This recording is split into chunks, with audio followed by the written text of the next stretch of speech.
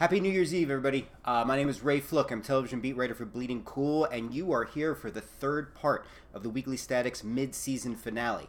If you didn't join us earlier, here's a brief little recap. On Friday, for our first part, we took a look at what we consider to be 2017's biggest series disappointment, which was Spike TV's The Mist. And yesterday we took a look at 2017's most valuable player, the little engine that could, for lack of a better phrase. And we gave that honor to TruTV and their very, very interesting and eclectic comedic lineup of programming they've had over the past year. Today we're looking forward, and we're going to be giving out our Cusack series recognition for 2018, and that's going to Hulu's Castle Rock. Now, to give you a little background, the Cusack series recognition is for a series that has proven, or we believe will prove itself to be a standout series for the upcoming year. Cusack, because of course it's named after legendary acting golden god John Cusack, for those of you who don't know, who starred in such cinematic greats as Better Off Dead, One Crazy Summer, High Fidelity, and of course Grosse Pointe Blank, so of course John Cusack. But you're going to see down below, we have some really cool interviews that we did with a number of the cast members, as well as the creative behind it. But again, as promised before, I'm going to just give you a couple points as to why Castle Rock made our criteria for the IT show for 2018. First off, the concept. They're essentially taking, and when I say they, we're talking about Sam Shaw and Dustin Thomason. They are huge Stephen King fans, self-professed Stephen King fans, and they've talked about in the past, and you'll see in the interview, about how they would sketch out how Castle Rock connects with all of Stephen King's works. So essentially what this series is going to be is they're doing a take on that. You know, how does Castle Rock tie into a lot of stories that we are very much familiar with?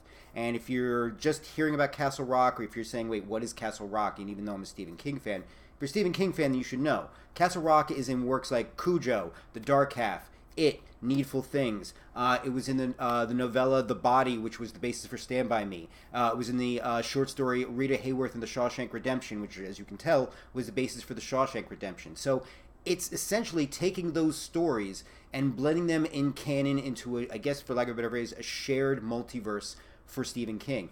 The other thing interesting, too, is that in a most recent interview, Stephen King has a new work coming out called Elevation. Castle Rock is also going to be involved there, so I'll be interested to see if that somehow gets blended in. So the idea about them trying to connect the dots between all of these shows and all of these storylines and to see how they connect, I think is pretty interesting. I think the teaser trailer, I think, really kind of gave them a point, like, these can be connected somehow and in some way.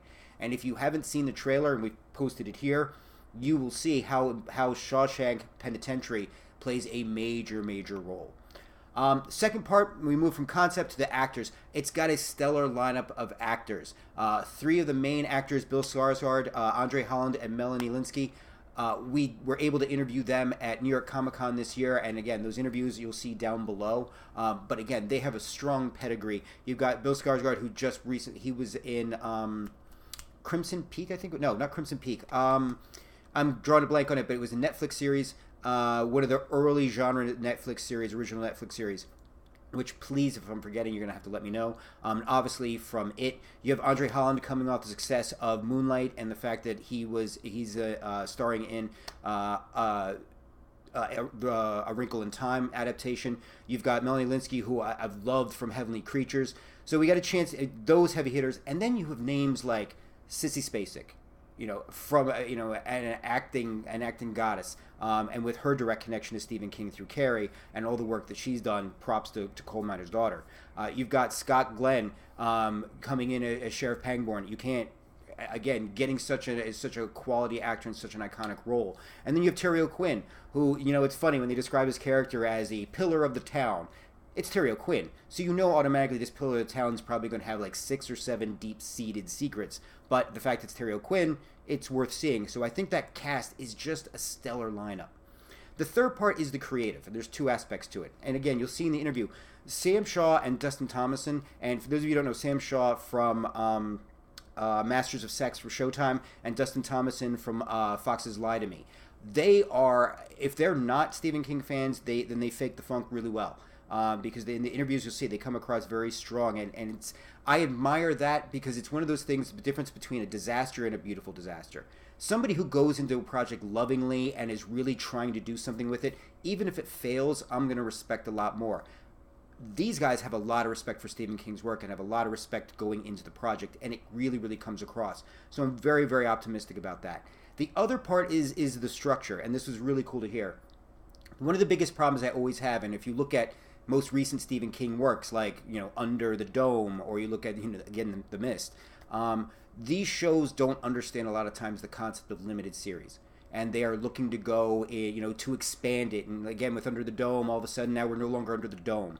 You know, The Mist, if it had been continued, you know, eventually we would have gotten to government complexes that were somehow no longer in The Mist. And that's when the shows just really, really painfully fall apart.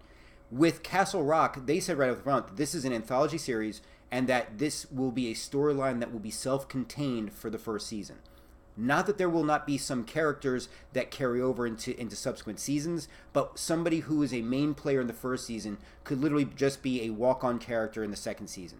So they're really going to be expanding the universe of Castle Rock. I think of it more in terms of like what Fargo's been doing, from the movie to the FX series. So I think that's a great approach. It's understanding of, we'd rather give you less and love it than to try to dilute it and just have it not be worth anything.